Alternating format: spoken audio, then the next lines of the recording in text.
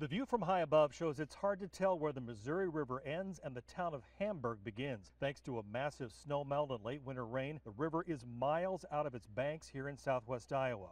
Only one road is open to get into Hamburg. The poor town here is just devastated, and they've done lots of work trying to do things, but you can't hold back Mother Nature sometimes. John Davis and his 90-year-old mother had to evacuate after the flood surrounded their home and car. It's the same story block after block. Homes and cars in several feet of water. 1,100 people live here, 500. Almost half the town can't go home tonight. The town is underwater after a levee breach. Rod Wilson lost his Main Street business. It didn't take it but about 30 minutes from the breach down there before it was at my front door. And covering Main Street. Yep. It was a lot of water really fast. Town leaders evacuated most of the residents to an elementary school, but that didn't work when power went out. The flooding isn't the only problem in Hamburg. We have no water here, no sewer here now, so we had to move our temporary shelter north to Sidney, Shenandoah, wherever we could go. Things are still drying out here in Pacific Junction. There were big pools of water still sitting in the farmland as we drove into town, but you can see here people are starting to clear out their houses. We have not seen a single person here. The doors are wide open. There's just nothing inside these places, and they're moving everything out. And just to give you an idea, we're in the middle of town, and there are corn stalks all over the ground. You can see them going up the ramp of this house, and that shows you that it pretty much washed the farm fields into the city. This entire place is a town about 500, used to be completely covered in water up to the roofs of these houses, and they've been told that to expect full recovery to take at least 2 to 4 years. In Pacific Junction, Alex Schuman, KCCI 8 News, Iowa's news leader.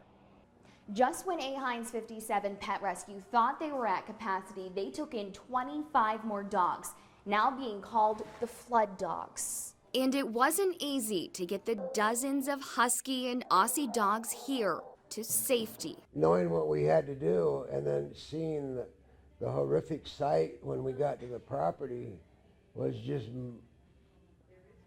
hard to explain. It just blew my mind away. During the catastrophic flooding that wiped out entire towns like Pacific Junction, roped together, A. Heinz 57 rescuers waded through chest-deep water to this home. Some were on the roof, some were in the trees.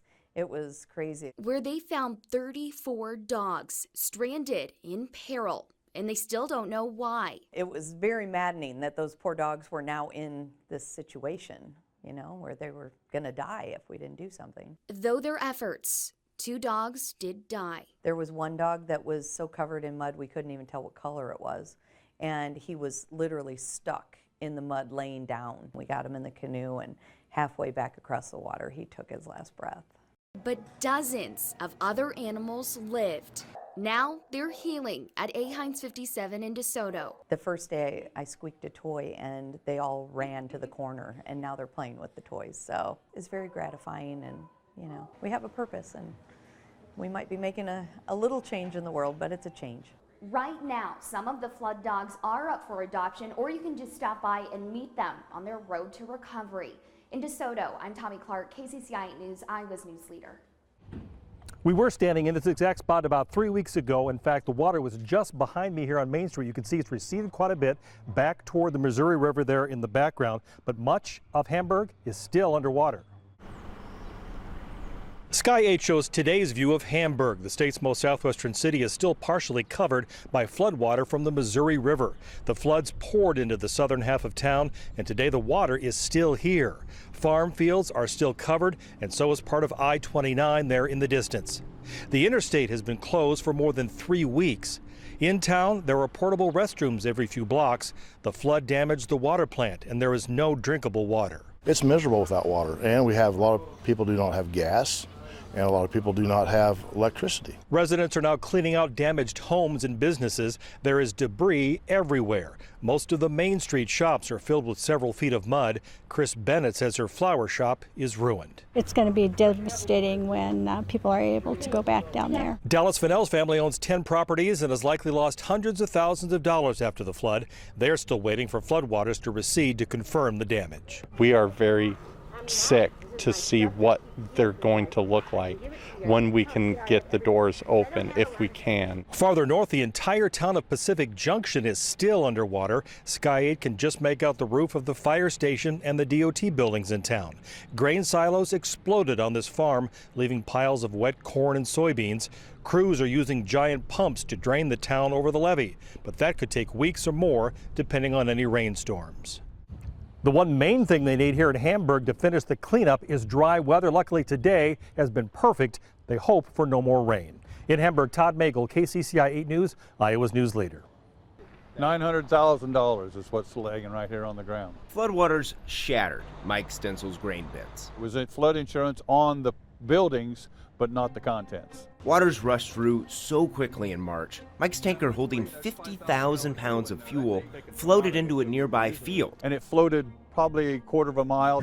We're going south of Hamburg. He found more of his equipment. This is the fuel tank here that we had when driving us out to his farm, which still more than a month later, this is probably as far as we're gonna go, is still underwater.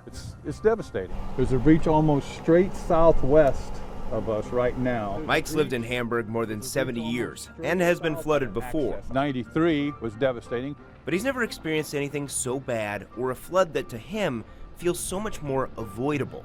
Did a good job for the city. Back in 2012, the town made this video.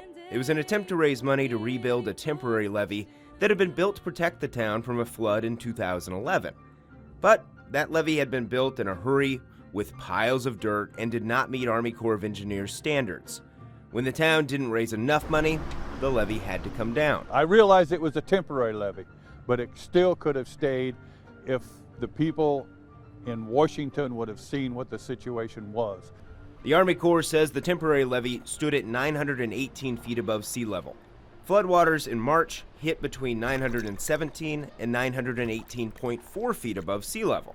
We asked Deputy District Engineer Ted Streckfus if the temporary levee could have saved the town. My professional opinion, as an engineer, no, it wouldn't have. Streckfus says too much water flowed down tributaries where there are no Army Corps dams to try and collect the water. This was just a catastrophic event that completely overwhelmed the carrying capacity of the system. Streckfus would not say if he believes the current system is adequate. He says these types of events are becoming more common, but any big changes would need to come from Washington, D.C. That will be a conversation with the between the communities and their elected representatives to provide guidance and direction back to the Corps. That's a conversation Hamburg Public Works Director Alan Doval is already having. The realization has set in what's really happened.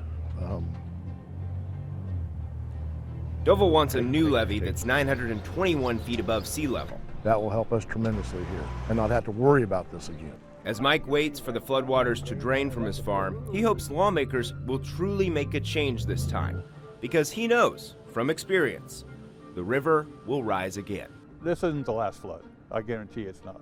I hope it's the last flood in my lifetime.